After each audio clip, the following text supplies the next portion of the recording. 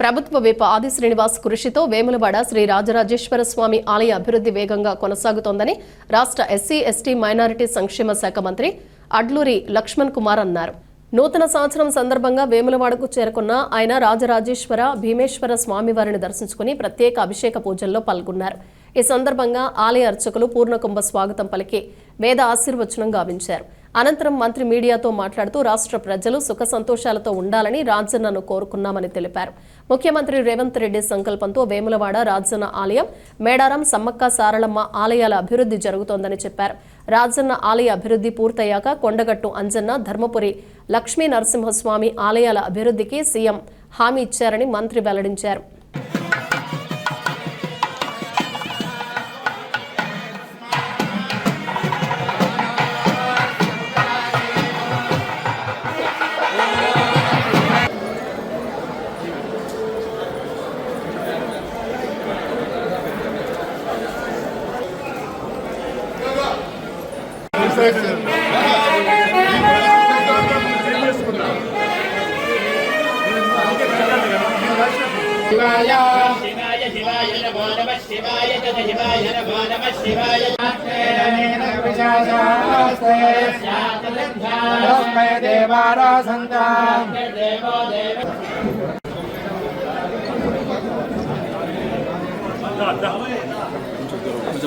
ప్రజలందరికీ నూతన సంవత్సర శుభాకాంక్షలు తెలియజేస్తా ఉన్నాం.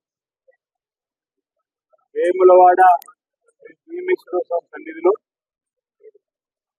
గవర్నమెంట్ మంత్రి లక్ష్మణ్ కుమార్ గారితో కలిసి స్వామివారిని దర్శించుకొని లోక కళ్యాణం జరగాలని 2026 నూతన సంవత్సరం అంతా అందరికీ మంచి జరగాలని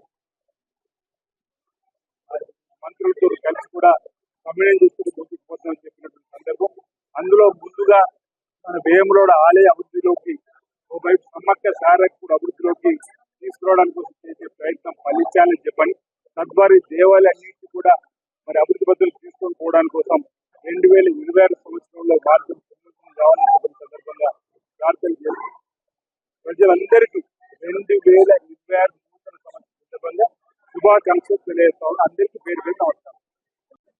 పర్వదినం రోజు ఈరోజు 2026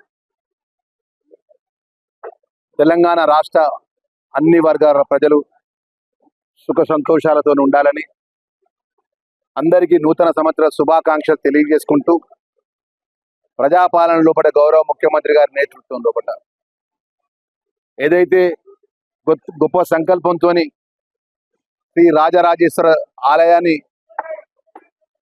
పునర్నిర్మాణం చేయడం కానీ, సమ్మక్క సారలక్క తల్లి యొక్క మేడారాన్ని గద్దలను పునర్నిర్మాణం చేయడం కానీ, అదేవిధంగా బాసరలో ఉన్నటువంటి గోదావరి తీరాలు ఉన్నటువంటి జ్ఞాన సరస్వతి అమ్మవారు అమ్మవారి దయ ఎప్పుడు చల్లగా ఉండాలి అన్ని వర్గాల ప్రజలకు కోరుకుంటూ ఈరోజు సామాన్యమైన నేను ఈ స్థాయికి వచ్చిన అంటే ఆ రాజరాజేశ్వర స్వామి ఆ అమ్మవారి దయ అని చెప్పి ముఖ్యమంత్రి గారికి ప్రజలకు ఇచ్చిన మాట విషయంలో బట్ట ఆ స్వామివారు అమ్మవారు ఆశీర్వదించాలి, చల్లగా చూడాలి, ఆ ఒక మాట అమలయ్యే విధంగా ఆ శక్తిని ఇవ్వాలని మరొకసారి నూతన సంవత్సరం సందర్భంగా మా మీడియా ద్వారా సోషల్ వెల్ఫేర్ ట్రైబల్ వెల్ఫేర్ మినిస్టర్గా తెలంగాణ ప్రజానికాన్ని మరొకసారి నూతన సంవత్సర శుభాకాంక్షలు తెలియజేసుకుంటూ మరొకసారి ఈ ప్రాంత ప్రజలు కూడా ఇంత గొప్ప కార్యక్రమం లోపల అన్ని వర్గాల ప్రజలు సహకరించినందుకు కూడా మనస్ఫూర్తిగా వారికి ధన్యవాదాలు తెలియజేసుకుంటున్నాను.